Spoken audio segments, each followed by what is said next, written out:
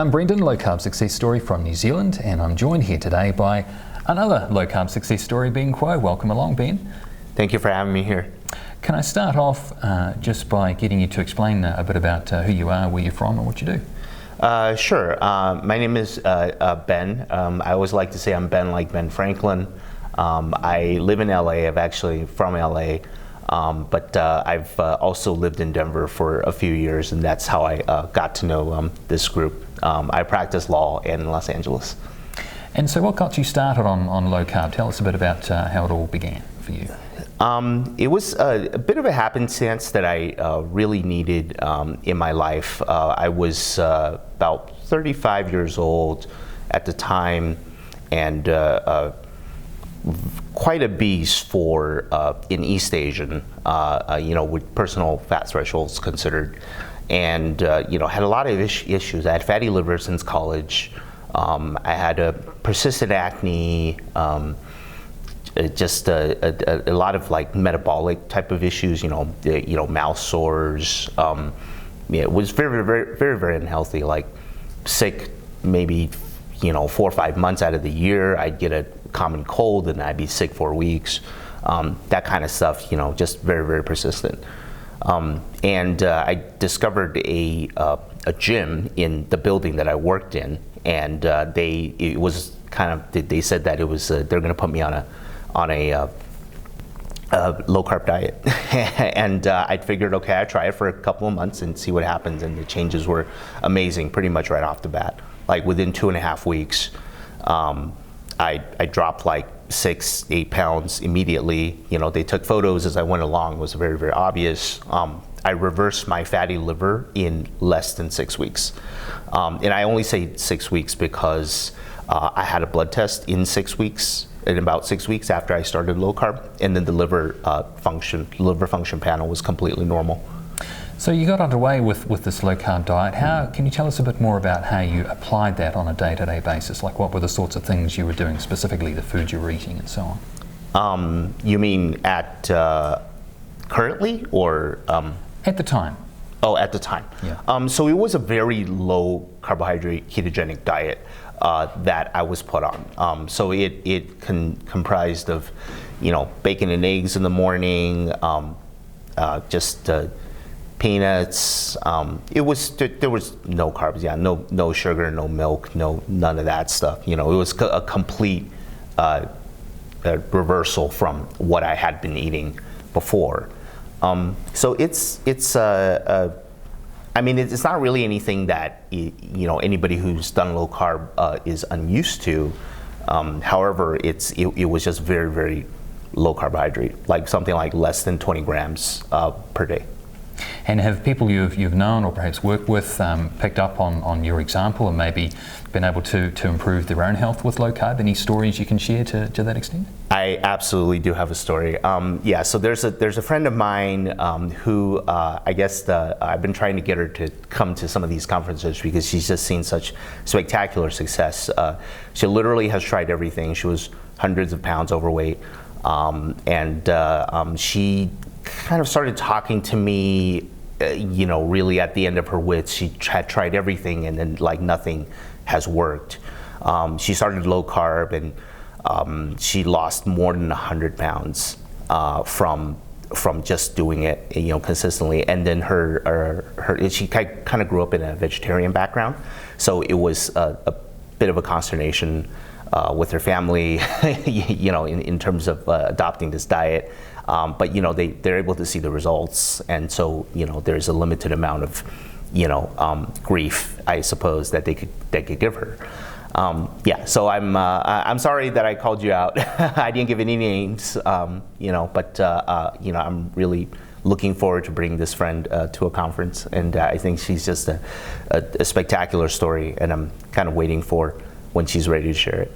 Fantastic. So what about some of the challenges that you might have seen some people encounter when maybe they have a go at doing low carb and they run into a bit of a struggle? What sort of barriers do you see people running into?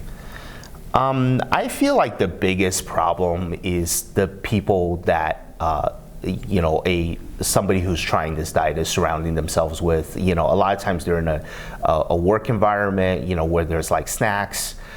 just being left out on the table. They're in a family environment where they're sharing food, and they're the ones trying to make the change when everybody else is uninterested. So really, the people that you surround yourself with is a significant challenge. So for me, I'll just say that when I was doing low carb, I did it the best when I lived on my own, because I was in control of 100% of the purchasing decisions, the procuring decisions, from all the way down to the cooking. I was the only person that was involved in the process. But the moment you have to live with somebody and you have to share food and things like that, you almost have to be a little antisocial about it. So you really do want to explain to other people that this is something that I'm doing, and this is something that I'm trying for this amount of time, and I hope that you can respect that, instead of kind of not being supportive or being sometimes very kind of passive aggressive in terms of not helping that person accomplish their goals. How would you describe the general acceptance of low carb in your social circle, your professional circle? Do you sort of feel like people are warming to it over time, a gradual thing, or is there still a bit of work to do? What's your sense on that? Yeah, people are warming to it. Everybody's heard of it by now. But I'm just going to say this. I like coming to this conference because I'm actually, when I'm here, I'm normal. I am not like a freak. Like, I go home and I'm a freak for 360 days out of the year, and so it sort of depends on the community. I do a lot of endurance running, and in that community, it's still a lot of sugar and a lot of like supplementation. A lot of runners kind of run because they think that they can run, and then so they can eat whatever they want. And that's not really true. I mean, you can get away with it to a certain extent, but at other parts, you kind of get this. If you want to increase in performance and you want to have less injuries, then you got to eat. You got to eat better, basically. But I think most people have heard of keto. When I tell people what keto is, they sort of know.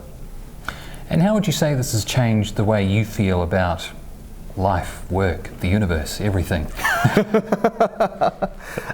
It really has completely turned my life around. I really want to I can't emphasize this point, is that a lot of people don't know they're unhealthy, and they don't understand the life that they could be living.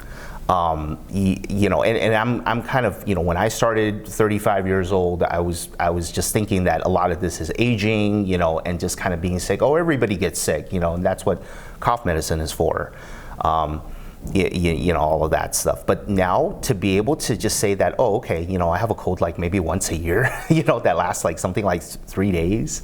And I no longer have these like persistent skin issues, and to just kind of have my oral health back again is really a fantastic thing, and to be able to think when I was overweight and had to drive everywhere, and it was just not healthy, and then now I'm out running marathons, and I'm running more than one marathon, and as I get older, each successive marathon is faster.